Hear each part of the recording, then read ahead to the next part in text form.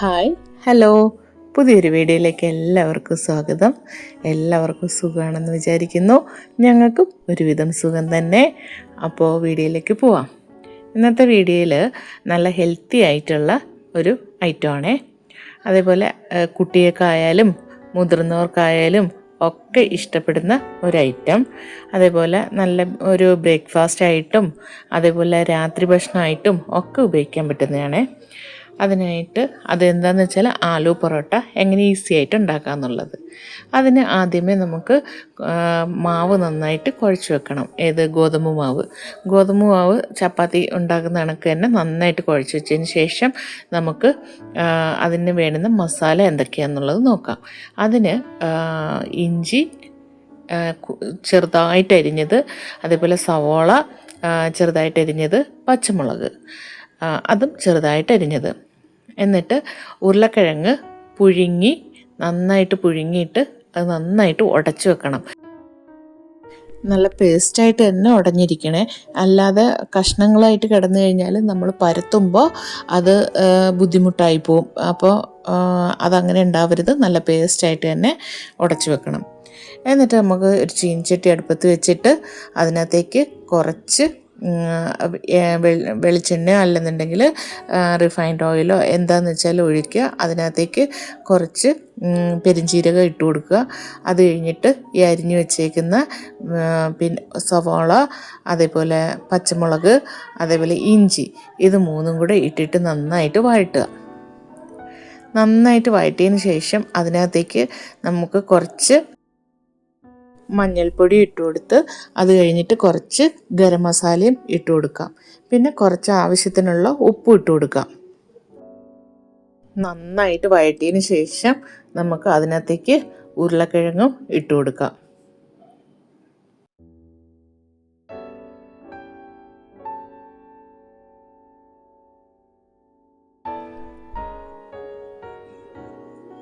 ആ ഉരുളക്കിഴങ്ങ് പൊടിച്ചതും കൂടെ ഇട്ട് കൊടുത്തിട്ട് നന്നായിട്ട് നമ്മൾ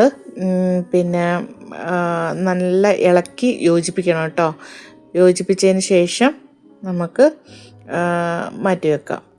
അപ്പോൾ ഇതിന് ഒരു പ്രത്യേക ഗുണമെന്ന് പറഞ്ഞു കഴിഞ്ഞാൽ നമുക്ക് ഇപ്പോൾ ദോശ ഉണ്ടാക്കുകയാണെങ്കിൽ, ഇഡ്ഡലി ഉണ്ടാക്കുകയാണെങ്കിൽ, പുട്ടുണ്ടാക്കുകയാണെങ്കിലൊക്കെ അതിന് സൈഡിൽ ഒരു കറിയോ ചട്നിയോ ഒക്കെ ഉണ്ടാക്കണം. ഇതിനാണെന്നുണ്ടെങ്കിൽ നമുക്ക് അത്ര അത്യാവശ്യമില്ല. പിന്നെ ചട്നിയൊക്കെ ഉണ്ടാക്കാം, പുതിന ചട്നി, മല്ലിയില ചട്നി, അതേപോലെ തക്കാളി ചട്നി, ഇതൊക്കെ വേണമെങ്കിൽ ഉണ്ടാക്കാം. പക്ഷെ അതൊന്നും ഇല്ലെങ്കിലും നമുക്കിത് കഴിക്കാൻ പറ്റും. അപ്പോൾ ഇതുപോലെ നന്നായിട്ട് മിക്സ് ചെയ്ത് വരട്ടിയെടുക്കണം. അപ്പോൾ വെള്ളമയം ഉണ്ടാവാൻ പാടില്ല. ഉണ്ടായി കഴിഞ്ഞ് കഴിഞ്ഞാൽ നമുക്ക് പരത്തുമ്പോൾ ഭയങ്കര ബുദ്ധിമുട്ടുണ്ടാവും, ഒട്ടിപ്പിടിക്കുകയൊക്കെ ചെയ്യും. അപ്പോൾ പരത്തുന്നത് നന്നായിട്ട് കിട്ടൂല. കുറച്ച് മാവെടുത്തിട്ട് പരത്തുന്നത് ഞാൻ എണ്ണ പുരട്ടിയിട്ടാണ് പരത്തുന്നത്. പിന്നെ അല്ലാതെ പൊടിയിട്ട് വേണമെങ്കിലും പരത്താം. ഞാൻ എണ്ണ വെച്ചിട്ടാണ് പരത്തുന്നത്. കാരണം പൊടിയിട്ട് പരത്തുന്നതിനൊക്കെ എനിക്ക് ഈസി ആയിട്ട് തോന്നിയിട്ടുള്ളത് എണ്ണ തേച്ചിട്ട് പരത്തുന്നതാണ്. അതിന് കൂടുതൽ എണ്ണയുടെ ആവശ്യമൊന്നുമില്ല, കുറച്ച് എണ്ണയുടെ ആവശ്യമുള്ളൂ. നമ്മൾ സോഫ്റ്റായിട്ട് മാവ് കുഴച്ച് വെച്ചേക്കുകയാണെന്നുണ്ടെങ്കിൽ കൂടുതൽ എണ്ണയുടെ ആവശ്യമൊന്നും വരുന്നില്ല.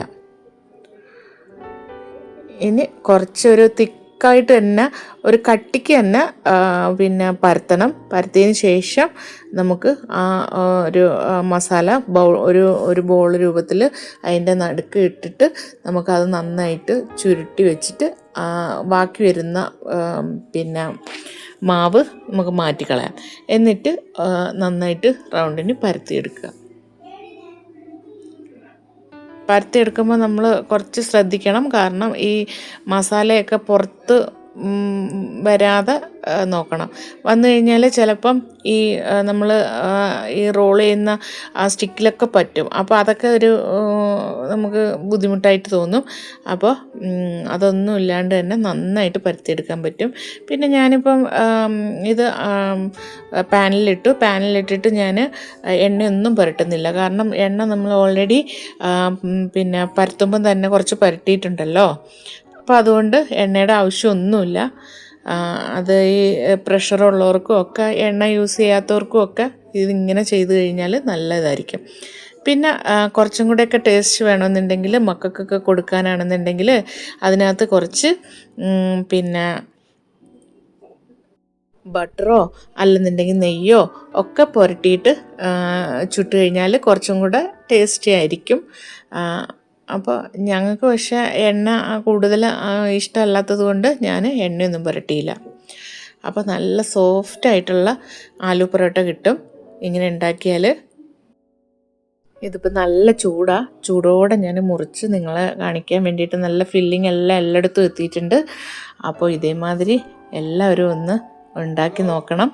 ഉണ്ടാക്കി നോക്കിയിട്ട് അഭിപ്രായം പറയണം, കമൻറ്റ് ചെയ്യണം, സബ്സ്ക്രൈബ് ചെയ്യണം, ലൈക്കും ചെയ്യണേ. Okay, thank you.